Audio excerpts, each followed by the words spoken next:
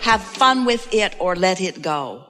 Have fun with him or let him go. Have fun with her or let her go. Have fun with it or let it go. Yeah. Meaning person, place, thing, idea, whatever it is. Have fun with it or let it go. As long as you're having fun with it, then the momentum is positive and it will get better and better. If you're not having a good time with it, then it's evoking effort from you. And then the effort just makes you tired and keeps you from having fun. Yeah.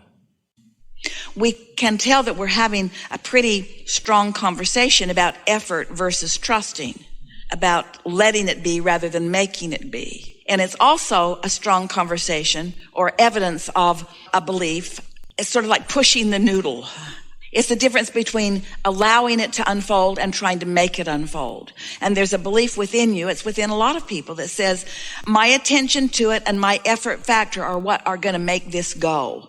And we say, it's actually the other way around. It's your absence of resistance that's going to let something that you want go. It's not your attention to it and your hard work and effort that makes it go.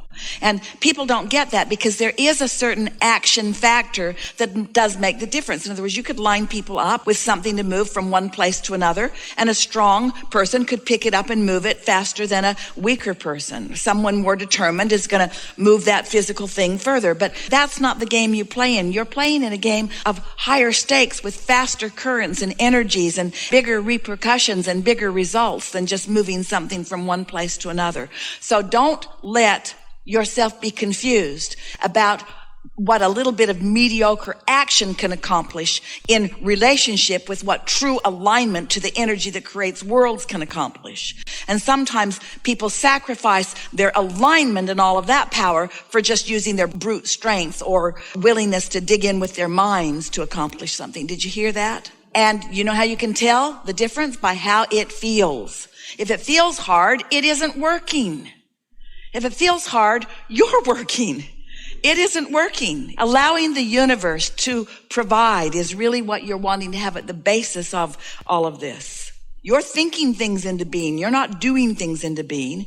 You're finding a vibration that then allows a thought.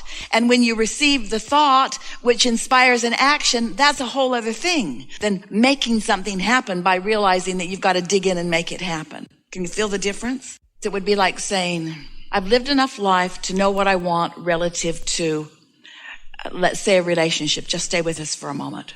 And I don't currently have that dominant, significant relationship that I want. But I've lived enough life and I've put it into the vortex. So now I'm going to trust the universe to yield it to me through my path of least resistance. And then you get an idea. I'm going to do online dating. Well, you want to ask yourself, where did that idea come from? Did it come from here or did it come from here? Is it effort? Is it logic and statistics, or was it truly an inspired thought? Or I'm wanting to create a magnificent business enterprise, and I've put all of my desires and interests into my vortex, and then I get an idea. Well, did the idea come from alignment, or is it an action-oriented idea that I've tried before? You have to play with this a little bit before you know the difference. Just have to play with it for a while. And soon you'll be able to tell the difference about where the impulse is coming from the receiving mode of my connection with Source, or from the receiving mode of me just being tired of not having what I want. You're always in some receiving mode because your tuner is always on. You just want to be aware of what you've got it tuned to. And you can tell that in a pretty accurate way by just assessing, what's my general mood been today?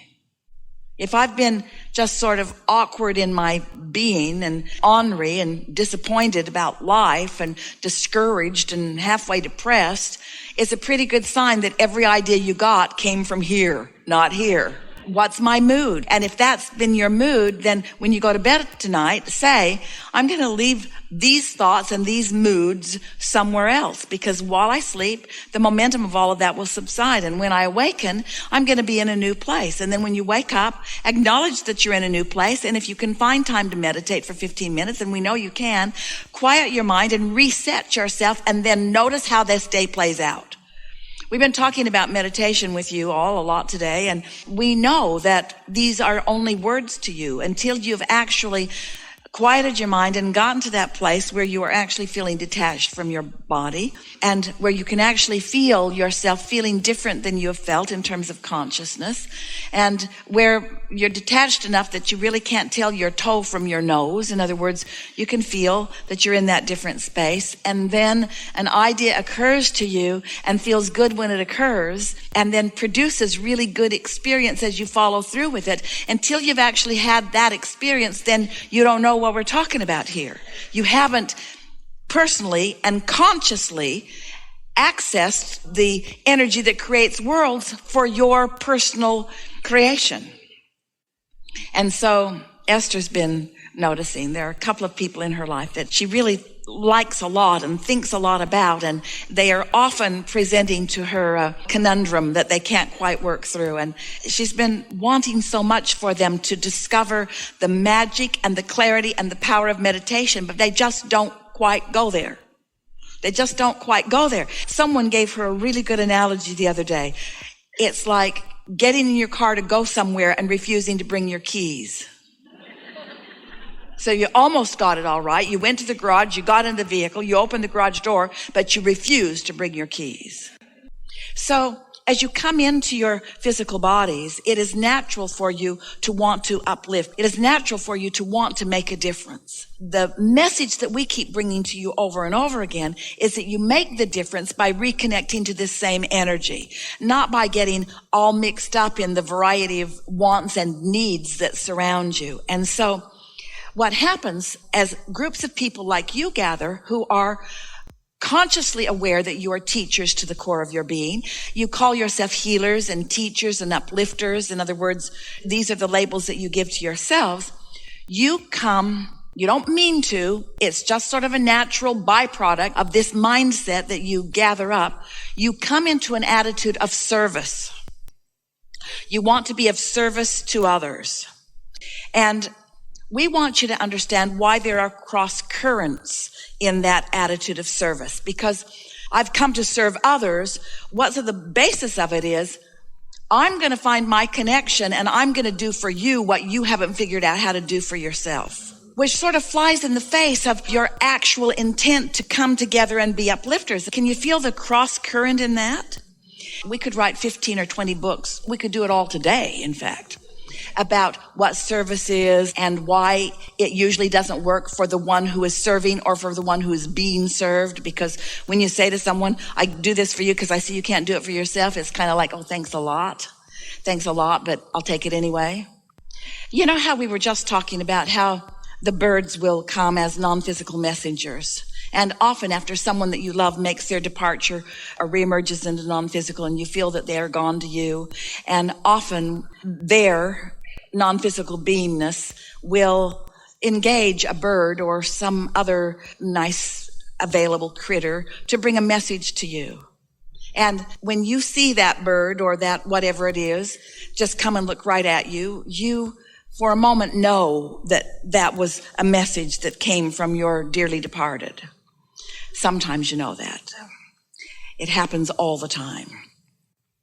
And what we would like you to realize is that when you consistently hang around in step 3, 4, 3, 4, 3, 4, 3, 4, 3, 4, where you're in the allowing mode, where you are appreciating and meditating and feeling good and feeling satisfaction and mostly tuned in, tapped in, turned on and feeling good and feeling joyful and having fun. And then you are like these beasts that roam your planet and the airways of your planet, where when someone else is asking, very often you can be the step 2 in their equation. They're asking, Source is answering, and you are the helpful person right there helping with the answer. So it's that inspired being in the right place at the right time and receiving this thing to say to this person right then. You see what we're getting at? That is the ultimate service that you could offer to anyone. So what we're really saying to you is, unless you're in the receiving mode, you cannot be of service to anyone. And when you are in the receiving mode, you're thriving in all ways. So sacrifice and not letting yourself thrive in all the ways you want to thrive never can put you in a place of service to anyone else that's of any value. You got to be thriving to really serve. You've got to be thriving to really be of service. Because if you're not tuned in, tapped in, turned on, you don't have anything to give anyone except some hard work and action and sacrifice, which does not amount to very much.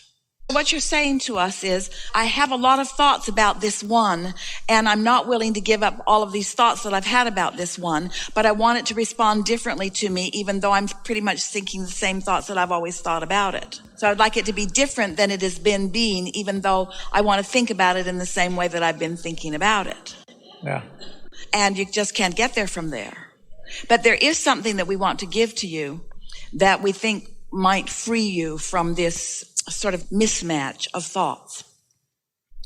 Often, because you are born from this pure positive energy, knowing your value and wanting to get in, mix it up, and uplift. When you come into your physical bodies, you are such collective consciousness coming in that you have, hear this, it will help you so much. You have a very personal relationship with so many other humans because you are this collective energy coming into so many bodies. Does that make sense to you? And because you are this collective energy coming into so many bodies, you then, in a sense, have a stake about how they do. You care about how they do. You've all come together and you've all come to play together and you all want joyous co-creation together. And that translates into our message to you when we say you are an uplifter to the very core of your being, which means you care about getting yourself into a place where you can be of value to others. And they feel the same way about you too. You're not in a unfun way looking around for the right vehicle, and when you find it, you feel fun. You get fun, find a vehicle, and your fun makes it right. Source energy can flow toward anything, and when source energy flows, this is what happens when source energy flows to something through you. It expands, it becomes more interesting, it gathers more cooperative components, it gathers momentum, it becomes more. That's just what happens with your focus. And so if something's already got your focus pinched off because you already have beliefs about it that aren't letting it flow, then sometimes it's just easier to let it go and give your attention to something else. We've enjoyed this interaction immensely. It is delicious to come together with those like you who are willing to rendezvous with us out on the leading edge in a new place. It is satisfying to feel the power of your desire and hear the specifics of that which you are about, and to resonate with the fullness of who you are in your vortex, and then express it verbally and vibrationally and feel you get up to speed with the fullness of it. For us, these gatherings are always more emotional than they are verbal, meaning it is always much more of a feeling experience as we feel you little by little come into fuller resonance with who you really are. We want to say to you that we all make way too much of all of this. That you can't get it wrong and you never get it done. And the reason that you never get it wrong is because it's not done. It's never done. It's never done. It's never done. It's never done. There's just more opportunity for you to discover and experience the fullness of who you are. So when you find that emotional place, when you decide that your emotion right here, right now, is the manifestation that you're reaching for and the manifestation that you have control over, and you figure out how to go general if you need to, how to milk the vortex if you want to, when you figure out how to hold yourself increasingly in more and more of those good feeling emotions, and then you consciously acknowledge the manifestations that must come on the heels of them, your personal sense of empowerment will be such that you will begin making statements such as, I never ever want to leave this place. I so adore being this God force in physical flesh, blood, and bone who gets to focus into reality, the perfection of source. And that's really what you're doing. You're focusing into reality, the perfection of that which you at all levels of your being have desired. You can't separate your desire from ours. When you find something that feels good, you've found our desire. You've found resonance with our desire. Jerry has asked us many times over the years, Abraham, what is it that you want? And our answer has always been the same. We want you to know who you are. And we want you to be who you be. And we want you to experience the joyous, inevitable.